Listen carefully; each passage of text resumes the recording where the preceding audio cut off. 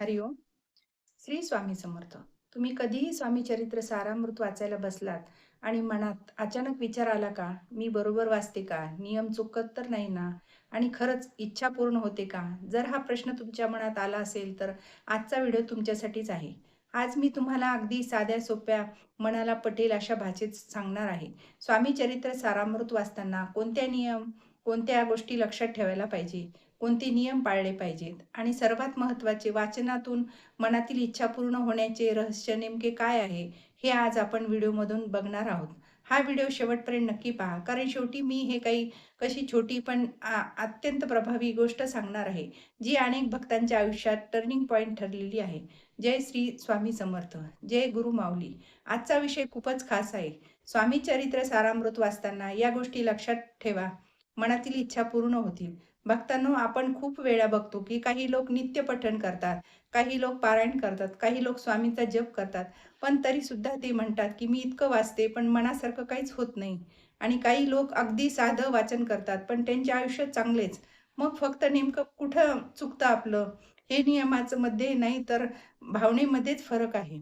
आज आपण समजून घेणार आहोत. सर्वात आधी आपण समजून घेऊया की स्वामी चरित्र सारामृत म्हणजे नेमके काय. तर भक्तांना श्री स्वामी चरित्र सारामृत हा स्वामी समर्थ महाराजांचा चरित्र सांगणारा एक दिव्य ग्रंथ आहे. हा ग्रंथ केवळ कथा नाही तर स्वामींच्या कृपेचे जिवंत रूप आहे. अनेक भक्त मानतात आणि सेवा मार्गातही तेच सांगितलेले जातं की या ग्रंथाच्या नित्य वाचनाने आयुष्य, आरोग्य, संपत्ती आणि संकटातून सुटका मिळते. आणि म्हणूनच स्वामी समर्थ केवळ देवच नाही तर ते आपले आईवडील आहेत, ते आपले गुरु आहेत आणि तेच आपले रक्षक आहेत. आणि जेव्हा आपण त्यांच्या चारित्र्याचे वाचन करतो, तेव्हा आपल्या मनातील अंधार हळूहळू कमी होतो आणि आयुष्याचा प्रकाश यायला लागतो. स्वामी चरित्र हे सारामृत वाचताना कोणतेही नियम पाळावेत, कसे पाळावेत, हे नियम तुम्हाला खूपच साध्या सोप्या भाषेत सांगते, जेणेकरून तुम्ही लगेच आजपासून सुरू करू शकता. पहिला नियम म्हणजे नित्य 3 अध्याय वाचताना सेव्य मार्गात सांगतील. जितकी रोज 3 अध्याय वाचावेत, म्हणजेच उद्या त्यानंतरचे, असा क्रम ठेवायचा. आणि भक्तांनो, वाचन सुरू करताना एक छोटासा संकल्प घ्या. संकल्प खूप मोठा नसावा. फक्त मनात बोला, स्वामी, मी हे वाचन श्रद्धेने सुरू करत आहे. माझ्यावर कृपा करा, माझं मन शुद्ध करा आणि मला योग्य मार्ग दाखवा. दुसरा नियम म्हणजे 11 माळी जप करायचा. श्री स्वामी समर्थ, श्री स्वामी समर्थ. 11 जप माळी झाला की आपण स्वामी मोठा थोडं वेळ दिला तर स्वामी आपल्यासाठी आयुष्यभर वेळ देतात. आणि आपली स्वामी समर्थ हा फार शक्तिमान आहे.